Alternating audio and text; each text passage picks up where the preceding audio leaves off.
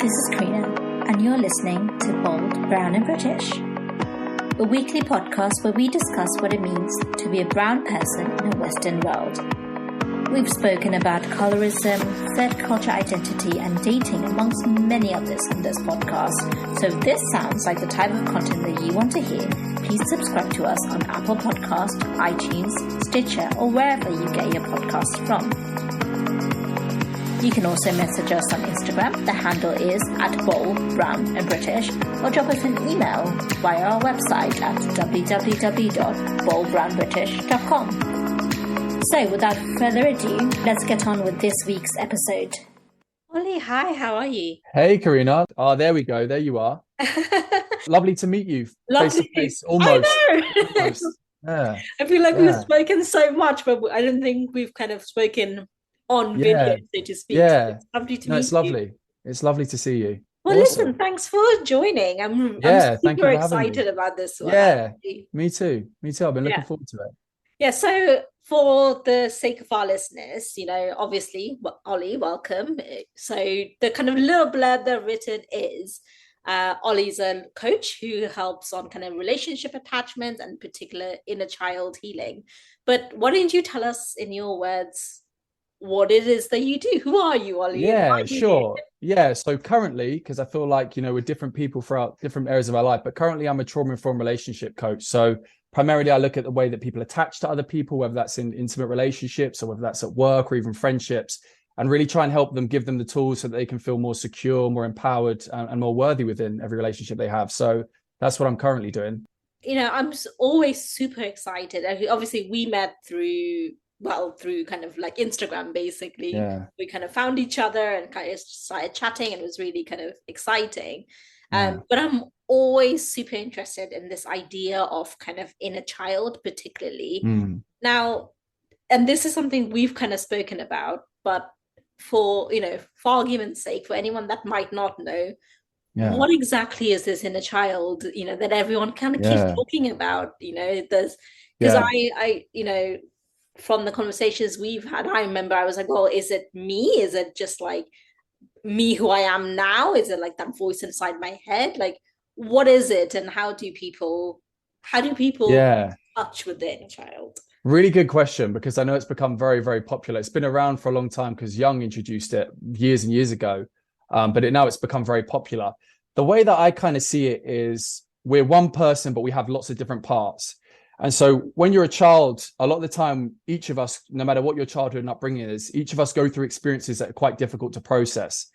And what happens when you're a child is your capacity to process things is quite limited. And so naturally, you're going to get overwhelmed easily. So all trauma is when you've had an experience that you didn't have the resources emotionally to process. And what happens is a part of you gets stuck, a part of you gets frozen in time because you didn't know how to process that situation when it first happened. Now, what happens is we forget that experience happened, but we go throughout our life and suddenly we notice that there's these triggers, or we get really anxious, or we have a panic attack. And the way that we're kind of responding doesn't make sense of what's actually happening with our outside environment. And the reason that's happening is because in that moment that you're being triggered, it's reminding you of a situation from the past in which you didn't have the emotional resources to process. So instead of our adult self, our rational self, responding to that situation, it becomes our child self. And that's why we can get overwhelmed, we can have panic attacks, we can lose our temper. So what inner child is, it's basically understanding that there are aspects of ourselves, part of ourselves, that went through experiences that were very difficult to process in that moment because we didn't have the resources to do it. So what inner child work is opening a conversation with that part of you. So it's about realizing, okay, there's an aspect of me that feels anxious. There's an aspect of me that feels unworthy. There's an aspect of me that feels whatever. And it's about opening a dialogue with that part of yourself so that you can begin to reparent that part of you, because that's how healing happens. Healing happens, this is why sometimes affirmations might not work, because, just trying to say I'm enough, or I'm safe, or stop being anxious, We know how that does. It doesn't work. So you've got to be gentle with yourself. You've got to have a conversation with yourself. And I feel like inner child work is a really good way for being able to first identify, what that trigger is. Second, to be able to connect with that part of you in a loving perspective, not just a, hey, I want you gone, get out of here, stop being anxious, actually with a loving and compassion. And then being able to correct and speak to yourself in a way that might help that part of you actually just release and relax, and so that you can take over in that area of your life as the adult self. Yeah, and you've said quite a lot of kind of things Yeah, which I kind of want to touch on, but sure. let's start at the beginning where it all usually begins, and that's kind of childhood trauma. Is it true? I'm going to ask the question. I know the answer, but I'm going to ask the Yeah. question. Is it true that all childhood trauma is really big events? It's kind of dramatic, terrible things that have happened, um, or can it be anything? Yeah, really good question. So they say the big T's and the small T's, and there's complex trauma where it's repetitive. It's small little things that can happen over and over again. And I actually find that they're the most damaging, rather than having one big of event. It depends on each individual, can have different experiences and reactions. But I think a lot of people look back at their childhood and go like, yeah, it was all right. It was fine. Like I even thought that about mine, even though it wasn't. I thought like, yeah, mine's all sweet. I don't have any problems from that. Like it was all right, but it wasn't. But yeah, as a child, you personalize everything. Everything's about you. It's very egocentric when you're a child. And so when something happens or something's going on, as a child, no one has a capacity to go, oh, that's just, mum dealing with her own struggles, her own insecurities, or dad's, just projecting his anger again. You personalize it. So you make every little thing about you. And so that means that, and another thing is when you're a child, you absorb everything. Because we've got to learn and grow very quickly. You've got to absorb everything. So a small thing that might feel like a small thing to us now, that could be a massive big deal. As a child, getting lost in a supermarket and can't find your parents, it could be a massive one, that I see come up a lot. So this idea that little things don't have a large impact, it isn't true. And the reason that they do have such a large impact is because as a child, you personalize things and you create stories about things. So if there's things that you went through, you create a story about yourself. So if mum isn't about because she doesn't like me, or I'm not worth it, or if parents are worrying about money, oh, we're not safe, our mum and dad are worrying, they're anxious, all these things get stored in our body. We might forget it in our mind, but our body doesn't forget. And it's especially the small stuff. Yeah, and I love what you said about like, because ironically, so did I. I thought like I had a healthy childhood. Like I didn't need anything, like I had loving parents. I had, I was happy growing up. I was really bubbly, blah, blah, blah. And then you start talking about it and you're like, oh shit. Yeah. You realize. Maybe not. And I think the thing that kind of blew my mind was everybody has childhood trauma. Like there's no one that's safe from some sort of childhood trauma. Yeah, absolutely. And I think that it's interesting, isn't it? Because then you're going back to this idea that actually it's not that trauma is this, like trauma is terrible, but not all trauma is this terrible thing. You can have, you can be happy, you can be in a relatively safe environment. But as you said, these really small things of like, maybe your parents could have had a bad day and you say, gave them a piece of art that you did and they're like, I didn't have time. And then suddenly that's your trigger for, oh my gosh, I'm not good enough. And it, if it builds up. Point. So yeah, absolutely. Such a good point, because I forget about it now because I'm so in the game of trauma. Like trauma, I have it for breakfast, but before I remember when I looked at the word trauma and I just thought, oof, that feels heavy. Like I remember I used to see other coaches or therapists like trauma informed and this sort of thing. And I thought, oof, I never want to deal with that stuff. Like I can't relate to it. So I forget how far, because I'm so far in, I forget that, the average person maybe looks at trauma and is like, oh no, like they imagine a car crash, they imagine, severe abuse and these sort of things. Obviously that is trauma. But yeah, you can have a perfectly, good upbringing, but no one, as you said, no one gets out easy. And another thing to understand about trauma is also it's generational. And so we can inherit trauma. It might not even be an experience that's happened to us directly, but if your parents have been through severe trauma, that's gonna influence whether they're aware to it or not, the way that they parent. And naturally, those wounds, those ideas, or even beliefs about ourselves can get passed down through that as well. So that's another way. And I love that. Like, I'm so deep in the trauma game that it's just like I have trauma for breakfast. Yeah. Yeah. I wanted to touch on this idea of being safe and how that could kind of affect your self-worth. Tell us a little bit more about that. Yeah, that's really interesting because, I always used to think about confidence was just self-worth. It's about how good do I feel about myself, or how good do I think I am at something. And although an element of confidence comes from that, another element comes from feeling safe, and a lot of people are trying to become more worthy, but they don't realize the reason that they don't feel certain, or they feel ungrounded, or they feel worried isn't because of a self-worth. It's because their body doesn't actually feel safe. And you could think you're the most amazing person on this planet, but if your body doesn't feel safe, you're not operating from the human Ollie, you're operating from the anxious Ollie. And so a lot of people don't realize that they're in fight or flight throughout most of their day. And, you know, we have our coffee that jigs us up, it gets us going. And then a little bit later, we might feel anxious again. So it's in this constant state of really feeling anxious. So in order to feel safe, it's almost like that's the ground root of anything. Don't worry about self-esteem. Don't worry about any of these things until you actually feel safe in the body, because as long as you don't feel safe in the body, you're never going to be, your personality won't come out, because the best parts of you won't come out because you don't feel safe to express them. And so that's what I say a lot of the time, that people think that they have confidence issues. It's more so actually that they just don't feel safe in their body to express who it is that they really are. I remember, you know, like I was like, I'm a really confident person, and you know, I would be like, yeah, you know, I got this. Confidence is not something that I really worry about, or you know, being outspoken, being outgoing. And then I realized that to a large degree, for majority of my life, my confidence was a mask for that inner child, that, you know, the child that didn't feel safe in a lot of different situations.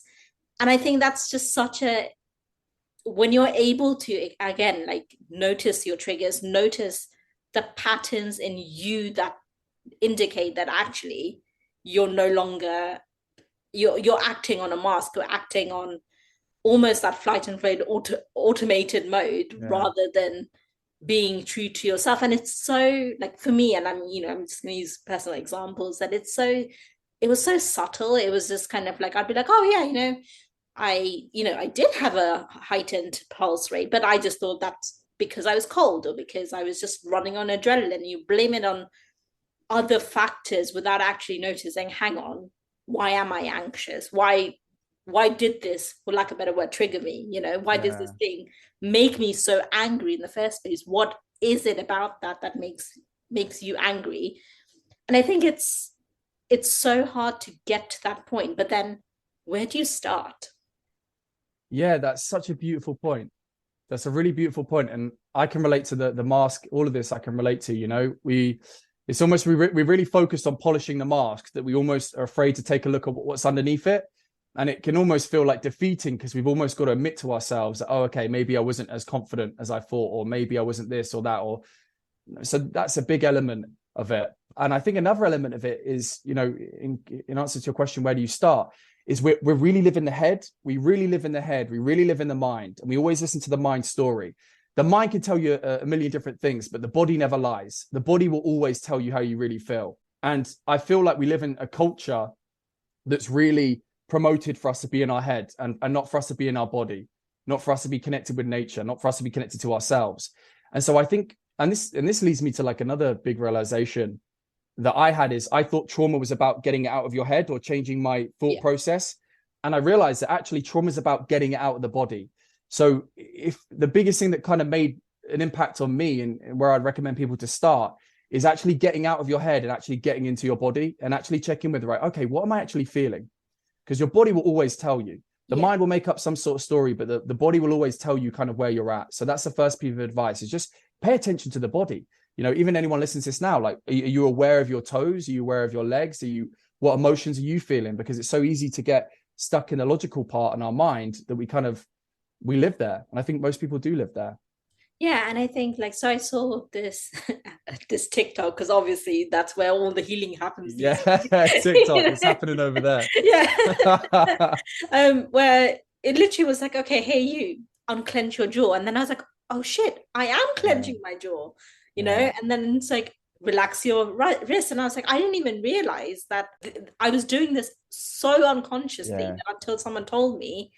I literally was like, oh my gosh, why am I clenching my jaw? Why am I physically tense in my body? Because if you'd asked me, like, oh, you know, pay attention to your body, I think very naively, I think before, you know, like if you asked me this 3 years ago, I would have been like, that's some hippie shit, man. Like, I don't want to like ground myself and like walk barefoot and like, you know, like what is that? That doesn't make any sense. But I think it's important to know that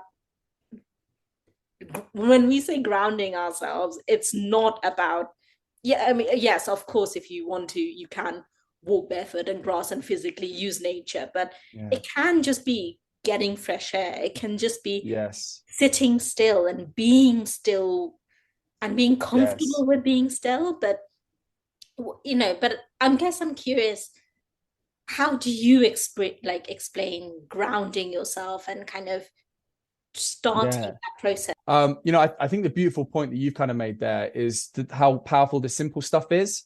I think we're all looking for this magical kind of fix, or we're looking for this, next technology to solve all our problems. But I think the point that you just made there, which is beautiful, is that, it's the simple stuff that really makes a difference. It's the taking care of ourselves. And our mind is always looking for something complex, but it is the simple stuff that makes the biggest difference. So yeah, in terms of how I'd explain grounding, I think a big part of healing is taking care of the body, of really nurturing the body, because we live in a culture that doesn't promote that at all. It's very head focused, it's very go, go, go. It doesn't really take time to honor the body.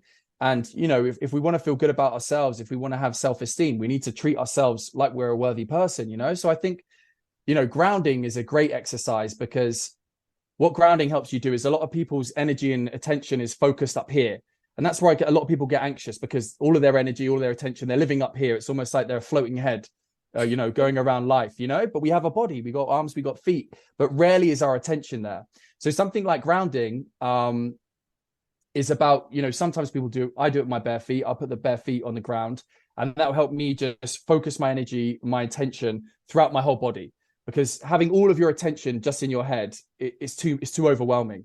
And actually, when it comes to emotions and trauma, a lot of the time, the reason why our attention and our energy, and we're so focused and overthinking, is because we don't want to feel the emotions that are in the body. So, clenching, we usually clench because there's something we don't want to feel. So if we're anxious or we're nervous, we'll clench because we don't really want to feel that emotion. And if we kind of do that, it's a way of like suppressing the emotion. So when we relax and we just let ourselves flop a little bit and relax, we're allowing ourselves to feel the emotion. Now, for a lot of people, there's a lot of anxiety there. There's a lot of fear there. There's a lot of all these emotions that they've been avoiding for their whole life. So grounding is about reconnecting with and really feeling through those emotions, so that it's all not just stuck up living in your head. And it can be scary, right? Like if you think about Yeah. when I remember when I first started doing it, I literally had to carve out time to be like, right, this is my scheduled time where I'm gonna let go, because I was so worried. It sounds stupid when you say it now, but like I was so worried about like, what if I unravel and I start just crying, like I've never done this before. I literally don't know what emotions will come up. I don't know how I'm going to react. And then, the Asian part of me is also like, well, what will people say? If they see you cry, it's a sign of weakness. And again, it's all these societal things that add up. But I think it can be really overwhelming. It can be really scary to even think about letting go. So what's your kind of advice to people that might be kind of worried about it being an overwhelm, kind of a volcano of emotions that have like been pent up? I think what you said is so beautiful, because I know I felt that as well. I know so many people felt that, that we're afraid of what we might find almost, or if we open one bit, when's it going to stop, or will I lose it? Something like this. And so many people feel that way. I've definitely felt that way. And I think what kind of came to my head when you said that is, going back to society and judgments, was what you were kind of mentioning here. I think the reason that people have this fear is because there's such an idea that people are broken. And I even blame a little bit sometimes traditional mental health services for this, because it creates this idea that, it's broken, there's something wrong, all these labels, all these things, which can be really helpful. But I feel like the way that we've approached it, certainly in the last couple of years, it's got better, is that people are broken. That there's something wrong with them, there's something broken. So naturally, people have internalized that judgment, and they're like, whams if I am a broken person, whams if I am unfixable. I had that fear that I was unfixable. And I realized these kind of fears are a bit like the boogeyman under the bed.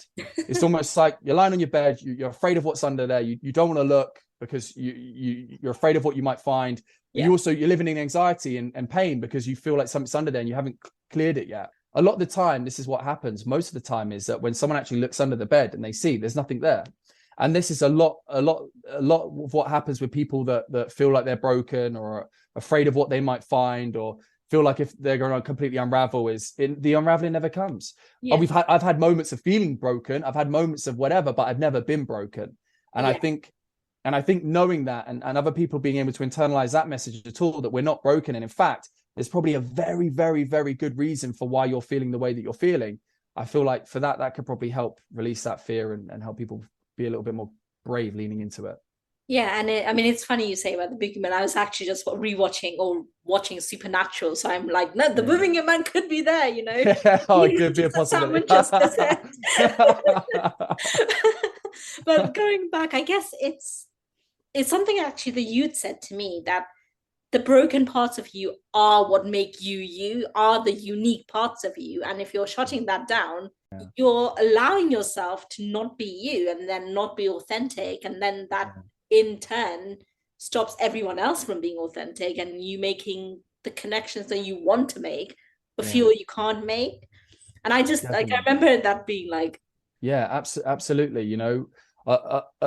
And what kind of comes to me when you talk about that is like shining your light, being afraid to shine your light, you know, because we've a lot of things that people feel like is wrong with them or makes them different or they don't like.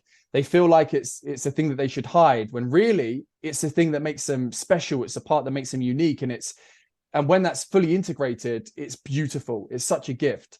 And I feel like a lot of people can hold back these different parts of themselves for lots of different reasons. You know, one of the biggest patterns that I kind of see a lot is sometimes parents even getting triggered by their own children, because say if their child's, you know, got gifts, or even if they're powerful in one way or another, or they've got these different things, if that triggers somehow the parent because they don't fit into the narrow logic of who I think you should be, you can have this wonderful gift, but if it's outside this line of what they expect you to be, then it's seen as something bad, or it's seen as something wrong, or it seems as something that should be suppressed.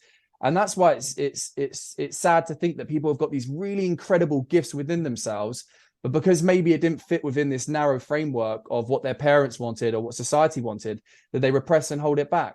And these sometimes are the best parts of ourselves. So yeah, and it kind of goes back to this idea that you're talking about earlier about the phrase reparenting, you know. And I guess before we visit reparenting, we need to go back to this idea of the inner child and talking. But you know, I'm not sure which end you want to start at, but tell us about reparenting and what that is essentially. Yeah. So if the inner child is the start of the journey, the places in our life where we got hurt or we experienced things that were overwhelming, or we didn't have that parent to meet our emotional needs in the way that we needed. And by the way, it's impossible to meet all of a child's emotional needs. It's impossible. I feel like if you're a parent, that's something you need to know. Like, it's impossible. There's too many needs to meet, you know?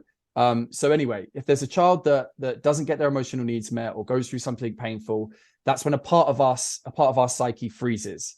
And so as the adult now, we've grown up, some time has passed, we need to work out how we're going to unfreeze this part, because ultimately what trauma is like a part of us is trapped. A little part of us is, you know, you can look at it as energy or life force, however you want to look at it. A little part of us is trapped. And it's almost like we need to open that emotion up and release it. And so reparenting is a way to do that. And so a lot of the times in positive psychology and stuff, we see affirmations of saying, you know, you are enough, you are enough, you are enough, you know, you're loved, you're loved. And that actually doesn't work, because there's a part of you that kicks back and says, no, I'm not worthy, or no one likes me, or no, I'm not loved. And so a lot of people give up there, and they're like, well, I don't know how to help myself because I tried the positive thinking and the positive thinking didn't work.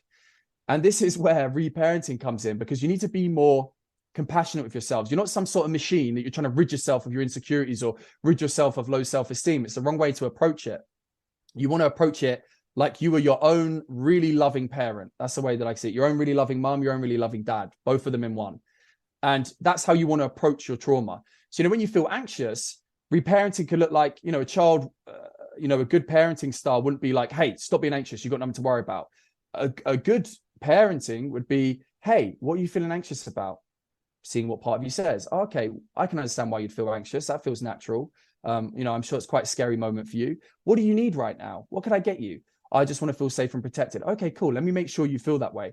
And it's engaging in this conversation with ourselves. Now, it can feel very unnatural if you've never really had this loving self-talk. You know, it can feel like, what, talking to myself in that way? It feels very weird and unusual. But what we need to realize is that we're already talking to ourselves. We are already parenting ourselves, but a lot of the time we're being like dictators to ourselves, or we're being really harsh on ourselves, or we're trying to silence ourselves. And reparenting is about meeting all of your own emotional needs. It's about being really empathic towards yourself. And it's just about really caring for yourself in the way that you initially weren't cared for, maybe. Yeah, and I think it's important also to add, it's not about being alone either, you know, and I think that Yeah. because that's something that I got wrong, you know, at the start where I was like, oh, you know, this hyper independence kind of kicks Yeah. in, and you're like, oh, I have to do everything alone, and then you get this additional pressure. But it's not really about that. It's about kind of it's about being okay with, again, as you said, the air quote broken parts Yeah. of you, but not necessarily needing validation for you to feel better. But where is that line then? Yeah. Yeah.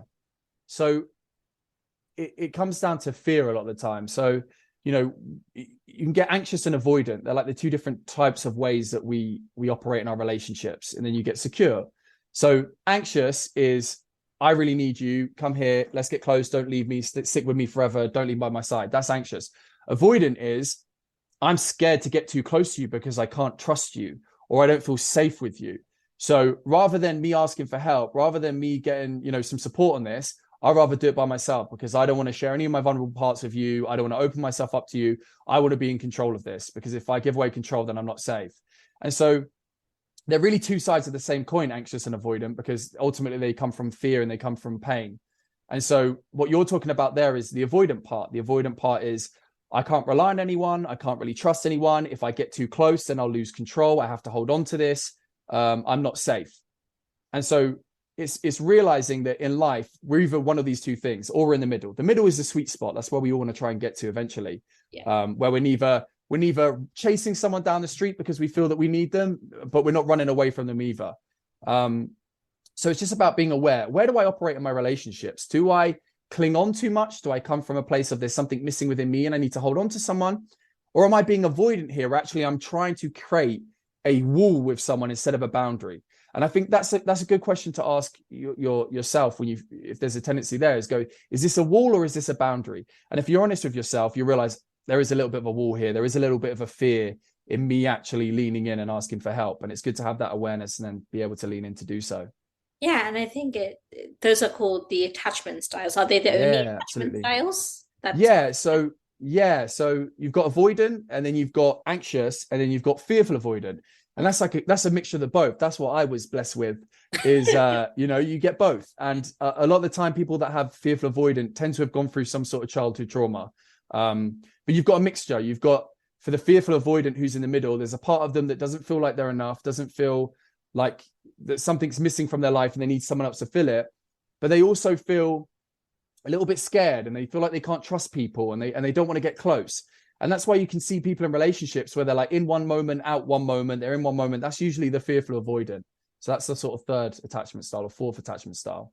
Yeah. And we talk a lot in this kind of healing journey about boundaries, about, you know, like, be true to boundaries, you know, state your boundaries. What the hell is a boundary? How do you know that what is a boundary, and what's that insecurity and that wall kicking up? Yeah. So a boundary is your own space. It's your own space where you take care of you, where you have enough space between you and the rest of the world so you can work out what you think, what it is that you like, what it is that you need, and you can go about your life living that. It's like it's a blessing of being a human. We have this container in us, a body. That's a boundary in a sense. And so, you know, why do some people struggle with boundaries is usually because there's a couple of different reasons. I'll go through them. One of the biggest common things I see is why people have weak boundaries, or they don't have good boundaries. And because of that, they're afraid to express themselves. They put other people's emotions and needs before their own. They can feel insecure. And the reason that happens is because if you don't feel safe to express your boundaries. So some people have this fear that if I express my boundaries and I actually take up space and I say, hey, this is what I want, this is what I need, that the other person's going to walk away, or the other person's not going to like me, or the other person's going to start calling me selfish and I'm a really bad person. And so a lot of people that really struggle with boundaries is they have this sort of internalized fear that if they do express their boundaries and ask what they need, no one's going to stick around. They're going to feel like people are going to judge them or attack them for that. So because of that, we kind of just let our boundaries go and pretend that we don't have them. Now, a lot of people that don't have boundaries also experience resentment or frustration because they feel on one level, actually, I feel like I'm doing something I don't want to do here. Actually, I feel like someone's taking a little bit too much from me and I don't feel like I'm getting, it's not a balanced dynamic here. And so, you know, a sign that you don't have healthy boundaries is you'll build a lot of resentment towards people. You'll feel anger towards them, but you won't feel safe enough in your own space and your own boundary to actually be able to express how you really feel towards someone. And what if that resentment then is towards yourself, right? Like, as you mentioned, a lot of people are having essentially negative self-talk with themselves, where it's not anyone else but themselves saying that, oh, you didn't do this well and you didn't do that right. And it's all learned behavior, which we know now. How do we stop that? How do we recognize that and make a conscious effort? Because, you know, it's hard to do, right? Like when you're so used to do it, sometimes you don't even realize the way that you're talking to yourself. Yeah, absolutely. And I think it goes back to that inner child idea of, you know, when you're a child, you personalize everything. So if you're a child and you didn't get certain emotional needs met, a lot of the time what can happen is you personalize it. Oh, this is me. There's something wrong with me. There's something up with me. I need to be more this way and more that way. And so we kind of internalize that. And so that's that same pattern where we're reparenting us, we're parenting ourselves in an unhealthy way. And so it's realizing, okay, if I want to make positive changes in my life, I have to do it with love, not criticism. You know, the amount of people that don't feel enough, for example, that's where I see a lot of people have self-criticism, as low self-esteem and not feeling enough. And we believe on a subconscious level, if I can criticize myself enough, if I can be really harsh on myself, that will change the problem, or that'll make me more enough, or that'll make me more worthy. And actually it's a cycle, because the more you criticize yourself, the more that you put you down, the worse you feel, the less enough you feel. And then you try and criticize yourself out of that. So it's realizing that, you know, if we're doing the reparenting, we want to love ourselves out of patterns, not criticize ourselves out of patterns, not shame ourselves out of patterns. We need to love ourselves out of patterns. And yeah, that's probably the best way to be able to move through that. Yeah, and it goes back to what you were saying about the affirmations. The affirmations are never going to feel true up until you actually believe that they are true. Yes, and absolutely. it's definitely not gonna come from you just yelling at yourself that like you are enough. Yeah, exactly. Cool story, you know. Yeah, exactly that. Yeah. But so you've worked with a lot of clients. What are the biggest kind of insecurities, or not quite traumas, but what are the things that people are struggling with the most collectively? Yes, I'd say three. So when it comes to relationships, there's always three areas that come up. It's either to do with the attachment, whether it's secure or insecure, or it has to do with self-worth, or it has to do with boundaries. So the first problem I see is abandonment wound. That's a really common one. Abandonment or rejection. Mine was rejection, but a lot of women tend to be more abandonment and men tend to be rejection, but it can still be a mix. But that's the first kind of problem that I see. And that can come from having your emotional needs rejected by your parents, having emotionally unavailable parents, having parents that were there, physically, but they weren't engaging with you emotionally, or they did one moment, but if you did something wrong, they quickly diverted their attention away. Abandonment doesn't have to be, because it's interesting. I've spoken to a lot of people that can have the abandonment wound and they're like, but my parents didn't abandon me. They were there the whole time. But it doesn't need to be a physical abandonment. It could be emotional abandonment. And so if, for example, a child is connected to their parent one moment and something happens and the parent suddenly disconnects emotionally, isn't paying attention, we feel as a child, I've been abandoned. They're not here for me anymore. And that can create a certain fear. That's definitely one of the most common that I see. And because of that, a lot of the time, people with abandonment wound, they'll attract emotionally unavailable people. They'll give their power away to other people, because there's this fear that if I actually ask for what I want and what it is that I need, the other person's going to run away. So I'm going to keep quiet and I'm going to just play along here. That's definitely another one. Now, moving on to self-worth, usually to do with low self-esteem or not feeling enough. They're similar, but slightly different. And usually what kind of patterns I see coming up with this is when you don't feel enough, is a lot of self-criticism and a lot of overgiving. I feel like people that don't feel enough, they feel like they have to overgive in order to make up for it. It's not enough for you just to turn up to the party. You have to bring the whole bouquet. You have to bring flowers. You have to bring everything, because you're not just enough. And so that's another pattern that I see. And because of that, they often go into relationships in dynamics where they're the ones that are really, really giving, and they're attracting people that aren't necessarily reflecting that back to them. And then the last part is boundaries. And one of the biggest cause of not having boundaries is not having your boundaries respected as a child. You know, a lot of parenting styles, you know, it's just normal to be like, no, you do what I say because I said so, or you do that because I want you to. And no, you go do this, you go live your life this way because that's what I want from you. And it's a real, you're almost communicated to you that your space, screw your space. You know, mum and dad's coming in here. This is what you're going to do with your life. You know, it's very aggressive. It's very over, you know, it gives you no space. And so with that, what happens is we just don't develop boundaries. And it almost feels like we're just open to the world. If someone wants you to do something, you're like, yeah, I guess I've got to do that. And I think the biggest thing that people lack boundaries, the biggest sort of belief there is that you're responsible for how other people feel. I think that's the biggest thing that people struggle with boundaries feel, is they feel that they're responsible for how other people feel. So if other people are angry, you've got to remedy that. If you want to go do something you want and it triggers people, you better change that and make them happy again. And so if your parents, you know, took up the space with all their emotions, or they didn't really validate your emotions, you just grew up with a belief that what you think, what you feel isn't important and you shouldn't be taking up space. And in order to get what you want, you have to really take care of other people's problems, emotions, and needs before your own. So those are sort of the three that come up the most. And if healing is it's a never-ending journey, yeah, does that mean that you'll never fully be healed, and it'll just be like you'll be, for the lack of a better word, suffering for the rest of your life and forever? Yeah, that's a really good question. And you know, years ago I really wanted there to be an end point. You know, I really wanted there to be a finish line where I'm like, I'm healed now, I'm ready. But yeah, I think this is why it's so interesting, because I see healing and growth as very similar. And so, you know, we go through certain experiences in our life and we can look at them as bad experiences, or trauma we can look at as bad. But there's actually a really, really powerful thing of trauma. Like the people that I've worked through have gone through, you know, a lot of trauma, some not as much, but the trauma that they've gone through, because they've worked through it, has changed them and it's turned them into really beautiful people.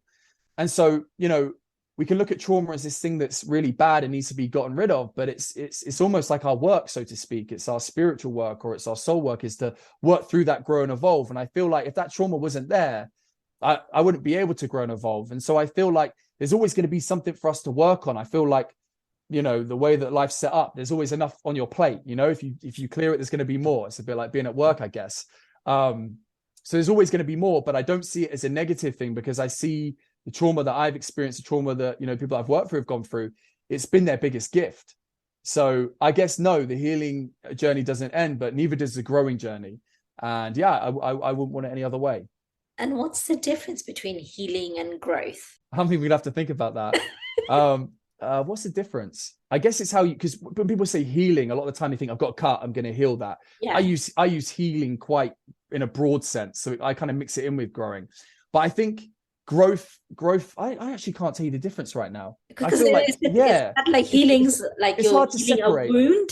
Yeah, I think like, you know, you're trauma wound, as that's opposed to growing could be continuous. Yeah, exactly. I think growing, you don't necessarily need a wound there. Yeah, I think you've said it perfectly. There you go. Yeah, sorry. No, you did it perfectly. I asked, and then I was struggling. Like, you helped me out there. Well, you know what? Flicks it. Yeah, but it's a good question. It's a good question. And I think when people do think about healing, they do think there's a wound there first. So I think growth is seen as a much more positive, because it's not necessarily coming from a disadvantage or a wound or something like this. But yeah, I think you've explained it really well.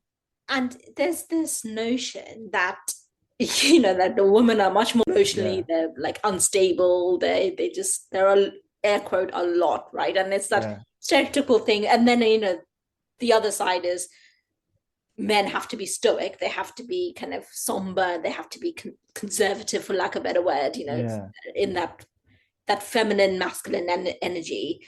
Yeah. What does that mean? Does that mean that, like, when we're talking about feminine energy and we're talking about then women being unstable as a stereotype, does that mean that we should give in to this, you know, unstable stability of it, and men should repress their emotions because that's the masculine energy? Yeah, it's interesting. You know, different perceptions. So for men are probably more quiet. They're quiet in their pain. They're much more quiet in their pain. They don't face it. they're less connected to themselves. I think men are. Women are more connected to themselves. And then I could see how in the past, that's from the masculine perspective, it's been like, oh, that's crazy, or that's weak, or that's this, when really men have had to bury it down. So I guess it's understanding that we've suffered in different ways. I feel like for a man, you know, it's come a long way in terms of, you know, being able to express yourself, being able to say some of the things you've gone through. But, you know, most, you know, significantly more men kill themselves than women. So I think there's still that kind of stigma there. I feel like women, I can't see it as separate almost. I can't see it as separate when I think the two, because, you know, again, we have feminine and masculine energy. A woman can have masculine energy and she can have feminine energy. A man can have a lot of masculine energy and also feminine energy, and vice versa. So it's a real mix in terms of people. But I feel it's kind of like looking at the wound. So the masculine wound is, you know, and again, it could be a man or woman, is I can't express how I feel. I can't trust how I feel. I've got to keep this really bottled up. You know, it's kind of like the lone wolf. That's kind of how it manifests in the masculine. In terms of the feminine, I feel it's about not feeling validated or not feeling seen.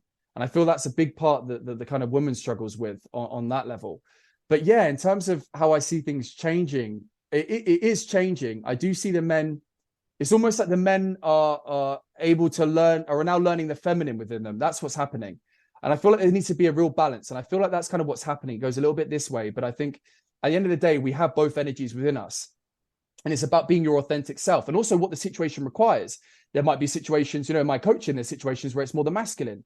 There's situations where it's more the feminine. Mm-hmm. And so what I kind of feel with people is it's about becoming who you are. I feel like there's a real focus on like, am I masculine enough, or am I my feminine enough? And I feel like, who cares? Like, are you being you? Because who you are is the best version of yourself. And I feel like, you know, I see all these posts, this is masculine, this is feminine.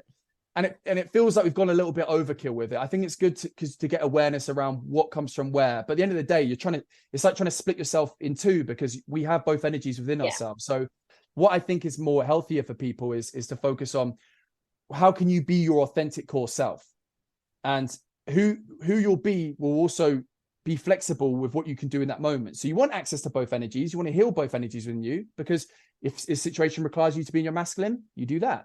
If it requires you to be in your feminine, you do that. So I think that's the best way to kind of approach it. And you've actually led me really nicely to my next question, which is perfect. A bit controversial. Oh, let's have it. But do you think that the rise of the social media-ness of kind of healing journeys and kind of, you know, like this talk of inner child, and, you know, everyone's talking to the inner child, which you think is a good thing, but do you think that's actually working as an awareness piece and people are more aware, or do you think it's resulted in this over self-diagnosis of mental health, of kind of everyone's like, oh, I must have the abandonment wound because there's this one small thing that I've done, or oh, I've, you know, my childhood is actually really shit because actually I realized that, you know, this thing that this influencer has said resonated with me, you know, in terms of like having a fuzzy head. But then I also see it a lot in the healing journey where, you know, the words are just kind of thrown about without, and it's almost, I don't know, not commercialized. It's almost like popularized, right? Like if you're not on the healing journey, you're not worth talking to. Yeah. I think that's a beautiful thing. And I feel like that happens a lot of things is when, you know, in life, it's always a balance. It's always a balance. And I feel like when something new gets introduced, there's always going to be this tendency to take it too far. And so we've gone from one extreme of like, oh, there's nothing wrong with me. No, I'm absolutely fine, to like people having a list of diagnoses that they've self-diagnosed. But I think it's a natural progress of things is when something first gets introduced, we almost go too far with it. You know, we almost overkill it. And I feel like it's good because it's better to have come from that side where everyone's like, no, I'm fine, everything's okay, to now suddenly be in this. And I feel like I trust with these things that eventually it's brought back into a sort of equilibrium. But I see it's a positive step, but it's the next step, but it's not the final step. Yeah. And I think it's, you know, like the thing that bugs me most about it is that if you're not talking about it, you cannot be healed. And that's the part that bugs me, right? Like, because I think maybe this is the wrong way of thinking. You know, my belief is your healing, whatever that means to you, your growth, your healing, your development is with you and you only. No one else really needs to know. No one really has a right to know, unless, and the caveat to that is unless it's around relationships with a partner, in which your partner probably has to help you, overcome this. And there are certain things you won't heal, with family wounds. You're not going to heal them unless you deal with that. You kind of delve in that, and the same with the relationships. But it's interesting because it's almost like if you're not talking about it, you're just not in it, basically. You're not seen to be in it. Yeah, definitely. And it again goes back to this scale where it's like, we don't want to be feeling like we have to talk about it and have everyone else know and have everyone else hear it. But we also don't want to be in that position where actually, I don't want to talk about this. I'd rather deal by myself. So it always comes to that balance. So a lot of the time, I know, for example, I was very hyper independent, I'm going to do this all by myself. I'm going to heal all by myself. And I realized, in the relationships, we're wounded. So we have to heal in relationships. You can only heal so much by yourself. And it was something that I hated to hear because I didn't want it to be in other people's hands. I didn't want to be vulnerable around other people. But I realized that if these wounds were created by my relationships with my caregivers. So if I wanted to heal those, I had to heal them in relationships. So I think it goes back to that balance of like, am I feeling like I overshare because I need people to hear me, or am I hiding something because of shame? And it's always about being in that kind of sweet spot in the middle. Yeah. So let's talk about you a little bit. What brought you to this line of work? What made you be like, I'm gonna start helping people and becoming a coach myself? Yeah, great question. There's so many little bits to the journey, but I'll kind of summarize each part. I think initially I grew up didn't grow up in a very happy household at all. There was a lot of unmet emotional needs, even abuse in the environment. So it wasn't great, but I didn't know it at the time. You don't know any different. So when you're in that environment, that just feels like, you know what I mean? That's the most natural thing ever. That's just the way it is. And so I didn't really know about trauma or anything like that. And I was very hyper focused. And I guess this is one of the wounds of the masculine is I really wanted to achieve. It was like, it consumed me as a kid because I was unhappy. I didn't realize how unhappy I was as a kid, but I was like, I'm going to get out of this. I'm going to build a life that's amazing. I'm going to be the most successful person. I'm going to be famous. I'm going to be all these different things. And so that kind of guided me from, 12, maybe till a teenager, till probably about 18. And so during that time, I was really focused on, I actually I did economics, and then I worked in finance. So I was very focused on the job of, what's going to make me money quickly? Where can I grow? Where can I be significant? I didn't realize those were my motivations at the time, but they were. But it was interesting at the same time. I remember I was in a PSHE lesson years and years ago when I must have been about 16 or something like this. And I remember there was a woman walking around there, and she asked each of us, what do you want to do? And I was there. I had a contract at the time for the company that I was going to work with. I felt really good about myself. And I was like, I'm going to go work in finance. And she actually said to me, what do you really want to do?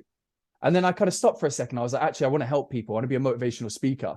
That's all I kind of knew at the time. So she was like, have a look at TED Talks. So I looked at TED Talks and I was like, I want to be a motivational speaker, because that's all I could kind of, when I thought about helping people, that was the only way I could kind of do it. So anyway, I ended up working in a bank. I kind of forgot that. Ended up working in a bank, was very unhappy. I think this is when my trauma started to come to the surface. But what kind of brought me to this work more than anything is my relationships. I've sucked at them. I've been really bad at them. And I didn't know. I thought I was good at them, but I wasn't good at them. And I was working at the bank. I left that. I was like, right, I'm going to help people now. And I started to help people. I was a coach, like a performance coach. Right. And that was still the old part of like focused on performance and these kind of things. But I had a long-term relationship that broke apart, and I was ruined by it. Like having to end it, I was like, and all these wounds came up, and I had no idea. I'd been avoiding trauma. I'd been avoiding everything for my whole life, but all these wounds came up, and it took me to a dark place. So I had to heal those very quickly. And from that, I just realized like, wow, all this trauma that I've been avoiding my whole year, I'd been trying to do the positive mindset, all this stuff didn't work. And I think going through that experience made me realize how much people are in pain. And because I'd been able to been helped and supported and worked through my own, I had this skill set, I had this will, and I kind of feel like it's my purpose. So yeah, that's kind of what led me to helping people in relationships specifically. And that's really beautiful, because often I think we look at life coaches and therapists and we be like, they've got their shit together, like they don't have any traumas, and like they just know, and they're great at everything, because you would assume that, because you're kind of, you automatically assume, I Yeah, guess it's that kind of putting people on pedestal, that you definitely. practice what you preach, but often it's their own traumas that have led them to that in Absolutely. the first place. Yeah, absolutely. Absolutely. And what you're saying is so true. And I think there's a lot of professionals out there that still feel the need to say, hey, I'm perfect. I know I did it earlier in my journey before I really got even started on my healing. And I was trying to help other people years ago, is I thought I had to be perfect, I had to be put together. It's just not the human experience. The human experience is messy. It really is messy. And there's always a next lesson to learn, you know? So there's no completion. There's no, I've got it, I know what's going on here. No one has that type of power. No. So yeah, I think There's that's beautiful what beauty you in the said. messiness. Yeah, there Like is. Absolutely. that's the Yeah, great part, the that's it. messiness, the messy Absolutely. parts. And I think that's what, it took me a long time, but I think that's what kind of clicked for me, when I was like, actually, the messy parts are the best parts. Yes. Because we never look back and you're like, oh, I had this great time that I like healed from. You always be like, you know what, this terrible thing happened, or this Yeah. thing happened, it was awful, but look at me now, like I know Yeah. I can get through that better, whether that be, Yeah. and I guess breakups are just a really easy example of Mm, that. mm. Like it's almost like minuscule traumas. Yeah, it is. It is. It is because again, going to attachment, a lot of people can think they're fine when they're not in a relationship, and they'll be like, "Oh, I was happy all for 3 years," but when you attach to someone again, it brings everything to the surface. Right. And I think that's a lot of people can get really shocked of how they react after a relationship ends, because they thought they were fine, everything seemed okay, but there is a lot of pain stored in the body, and it's almost like we need these little breakups or whatever. It might feel like a little breakup, but when it brings to you the core wounding of whatever, it feels massive. So I think a lot of people do go through that experience. And I'm also curious about what you said. You said that, I thought I was in a healthy relationship. I thought I had Yeah. great attachment styles, but Mm. turns out I really did not. And so how do you know that? Because that's quite scary, right? To be like, I Yeah. could think that I'm doing great in my relationship. So even just look back 5 years later and be like, nope, that was not it, you know? Yeah, yeah. Hindsight's a beautiful thing. And the reality of life is sometimes you're not going to know stuff till you can look back at it and then have Right. perspective, because my idea of what healthy back then was completely different to what's healthy now. And I think society doesn't help with this. I think society really encourages having someone else complete you, all these sort of things, these love story Disney movies people talk about. So I don't think society massively encourages it, or has created this idea around it. But in terms of how to know you're in a healthy relationship, and this is where it can get more complex, because actually I needed to have those relationships in order for me to learn, in order for me to grow, in order for me to have this little break for all these wounds to come through. So actually, if I didn't have those experiences, those relationships, I wouldn't be where I am now. And so there can be a time where actually, I don't want to say an unhealthy relationship can be healthy, but there are experiences that we're supposed to go through. And, it's always good to look for signs. It's always good to check up on how you feel in the relationship. It's always good to check and see, how you're doing and whether you feel like it's something that gives from you or takes from you. But sometimes you're not going to know till you've gone through it. And maybe that was you were supposed to go through that. And this isn't an excuse to go into unhealthy relationship. If you know it's unhealthy, don't enter it. But sometimes you get in these relationships, and they are sometimes the best way to connect with someone, have those wounds be brought up so that you can actually heal through them. And also it teaches you more about you, right? Like sometimes, Yes. like, I would never have known what my boundaries are and what I'm looking Yeah, for had I not been in relationships that didn't give me those particular things. absolutely. And it's almost this weird like honing experience where you're like, oh, okay, you know what? You were 60% there on these parts, but this 40% is actually what was more important to me. Yes. So in the next relationship, I need to make sure that I keep these great parts and these not so great parts, but like flipping that around. Yeah. And yeah, I think it's not, it brings up the trauma, but also it's important because it brings up parts of you that you wouldn't have realized had you Yeah. not been put in that position. Exactly. Knowing what you don't want is just as important as knowing what you do want. Yeah. So I feel like, yeah, that makes a lot of sense. Yeah. Yeah. You have a inner child healing course. Tell us about it. Yeah, so it's a course that I put together. Basically, mentioning the 3 areas that we spoke about earlier, after working with a lot of clients again and again, I kind of see the same patterns going up.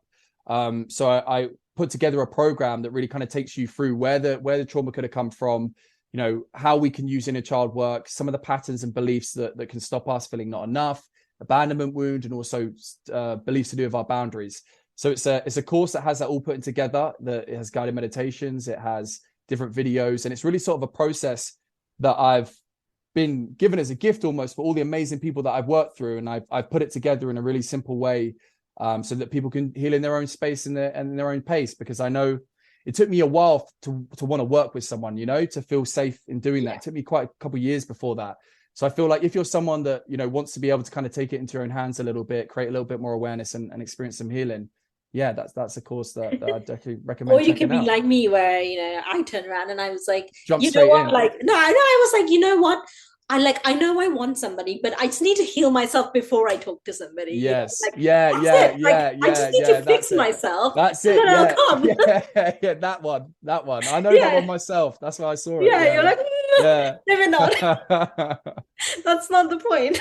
Yeah. Exactly. And where do people find this course, or find you? Yes. On TikTok. So I'm on TikTok, Olly Sheehan. I'm also on Instagram, Olly Sheehan as well. So those are the best places to find me. I post regularly as well, so it'd be cool to connect on there. Olly, thank you so much for joining. I've loved it. Thank you so much. I know, and I feel like we've only touched the basics. Yeah. Like there's so much we can talk about and can go into delve, but we'll be here for hours and nobody needs. Yeah. Well, part two may be coming soon. Definitely. Oh, Mikey, you made it till the end. I'm so happy. Well, listen, if you enjoyed what you heard and you want to hear more, subscribe to the podcast on, wherever you're listening to this. We are on Apple, Spotify, Stitcher, Deezer, TuneIn, Alexa, you name it, we're there. So make sure you subscribe so you don't miss out on an episode. We also are on Instagram, which houses loads of behind-the-scenes audio snippets, polls, memes, and ways for you to get involved. So go follow us on Bold, Brown and British. That's the handle. And until next time, keep safe, my wonderful samosas.